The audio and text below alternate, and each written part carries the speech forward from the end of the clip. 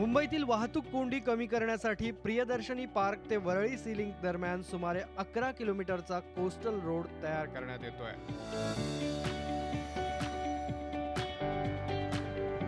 या मार्गावरील बोगद्याचं काम पूर्ण झालंय।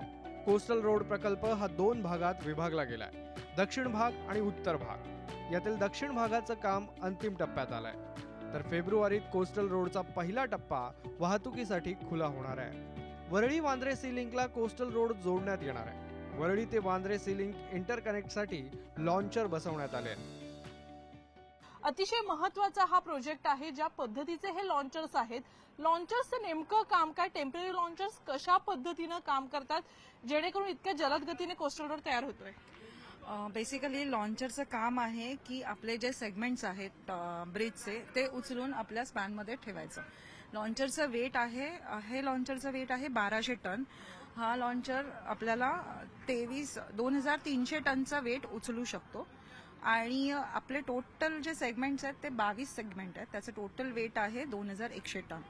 तर तुम्हाला दिसतंय याच्यामध्ये 2 समोर आपल्याला खाली लाईन्स आलेल्या आहेत, जॅक्स आहेत, त्याच्यामध्ये आपण सेगमेंट उचलतो आणि त्या सेगमेंट नेऊन आपण प्रत्येक 22 सेगमेंट घेऊन जाऊन त्या पिलरवरती ठेवतो।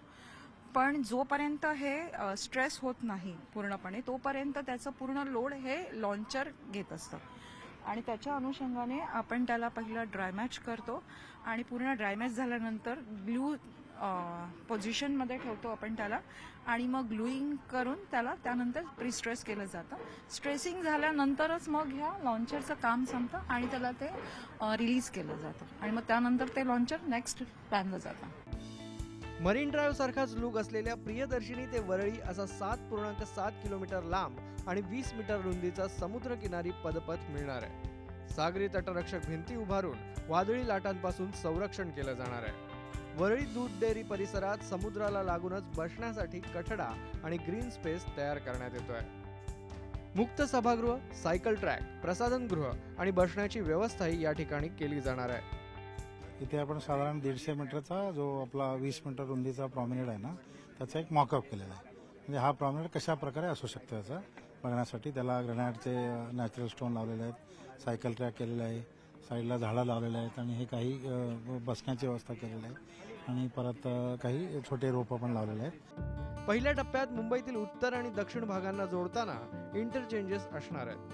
अमरसन गार्डनला 4, हाजी अलीत 8 आणि वरळीत 6 इंटरचेंजेस असणार आहेत, तर 1800 वाहनांसाठी पार्किंगची सुविधा उपलब्ध करून देण्यात येणार आहे।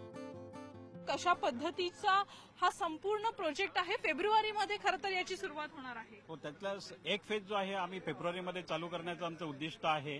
म्हणजे ते थडाणी जंक्शन पासून तर नरिमन पॉइंट पर्यंत आम्ही तो ओपन करणार आहोत। साधारण हा रस्ता कसा असणार आहे? इथे इंटरचेंज कशा पद्धतीने? जिथे आपण उभे आहोत त्याला एमर्सन इंटरचेंज म्हटलं जातं। त्यामध्ये हा भुलाबाई देसाई रोड आहे आणि हा आपला कोस्टल रोड पोर्शन आहे। तर भुलाबाई देसाई रोडवरनं ज्यांना समजा कुठे टुवर्ड्स आपल्या सीलिंग पर्यंत जायचं आहे तो ह्या मार्गिकेतून येऊन असं जाऊन इथून सीलिंग साईडला जाऊ शकतो, म्हणजे टुवर्ड्स नॉर्थ साईडच्या डायरेक्शनने जाऊ शकतो। आणि भुलाबाई देसाई रोडवरनं ज्याला नरिमन पॉईंटला जायचं आहे तो लेफ्ट टर्न मारून असा या टनेलमधून तो नरिमन पॉईंटपर्यंत जाऊ शकतो। तसंच बांद्रावरनं येणारं ट्रॅफिक आहे त्याला भुलाबाई देसाई रोडला बाहेर पडायचं असेल तर ही मार्गिका त्याला देण्यात आलेली आहे। तो भुलाबाई देसाई रोडला ते एक्झिट होऊ शकतात आणि आपल्या बॉम्बे साईडने जे येणारं ट्रॅफिक आहे त्याला भुलाबाई देसाई रोडला जायचं असेल तर ते इकडून येऊन ह्या ब्रिजच्या खालून असे येऊन इथून टर्न मारून परत ते भुलाबाई देसाई रोडला जाऊ शकतात। म्हणजे हे बाजूचा जो आर्म आहे तो त्याला एक्झिटसाठी देण्यात आलेला आहे। जरी आम्ही सिंगल फेज चालू करत असलो तरी पण जाणारं ट्रॅफिक जे आहे सकाळच्या वेळेला बघितलं तुम्ही तर इंटरनल रोड जे आहेत आपले आतले रस्ते जे आहेत त्याच्यामध्ये भरपूर ट्रॅफिक होतं आणि ते ट्रॅफिक बऱ्याच प्रमाणात कमी होईल, कारण बऱ्याचसा जो ट्रॅफिक जे आहे हे कोस्टल रोडला जाऊन आपला नरिमन पॉइंटला बाहेर पडू शकतं। रोडचा काही भाग खोदण्यासाठी 12.2 मीटर व्यासाचं भारतातील सर्वात मोठं टनल बोरिंग मशीन वापरलं जात आहे। देशात पहिल्यांदाच सकार्डो वायुविजन प्रणालीची व्यवस्था करण्यात येते। या बोगद्याच्या मदतीनं मुंबईचा दक्षिण भाग हा उत्तर भागाला जोडण्याचं काम केलं जाणार आहे। या बोगद्यामधनं प्रवास करत असताना तुम्हाला 80चं स्पीड लिमिट असणार आहे आणि सगळ्यात महत्त्वाचं म्हणजे भारतात पहिल्यांदाच सकार्डो व्हेंटिलेशन प्रणालीचा वापर या बोगद्यामध्ये करण्यात आलेला आहे, ज्यामुळं बाहेरील वातावरण आणि आतील वातावरण हे सारखंच असणार आहे. 375 mm च्या जाडीचा फायर रेझिस्टंट असा सगळा भाग आतमध्ये अस्तरासारखा लावण्यात आलेला आहे. सगळ्यात महत्त्वाचं म्हणजे हे जे भाग आपण बघतायत, या बोगद्याच्या प्रत्येक 300 मीटर भागामध्ये पासवे काढण्यात आलेले आहे, ज्यातून लोकांना ये जा करता येणार आहे. वाहनांसाठी इमर्जन्सी एक्झिट असणार आहे. या संपूर्ण बोगद्याची लांबी आता आपण बघणार आहोत. 2 किलोमीटरचा हा बोगदा असणार आहे, जिथे 80 ची स्पीड लिमिट असणार आहे आणि सुरक्षेसाठी विशेष असे कॅमेरे सुद्धा लावण्यात आलेले आहेत, ज्याच्या मदतीने सुरक्षेच्या उपाययोजना सुद्धा करण्यात येणार आहेत.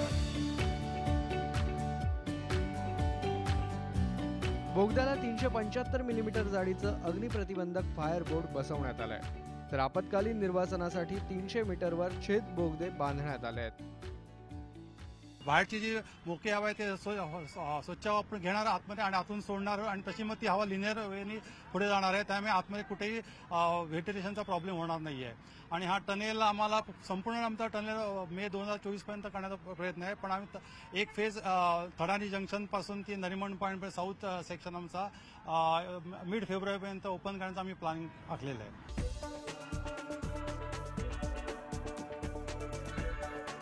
बोगद्याचं काम पूर्ण झाल्यामुळे कोस्टल रोडच्या कामात आता एक मोठा पल्ला गाठण्यात आलाय. सुस्मिता बदाणे, न्यूज 18 लोकमत, मुंबई.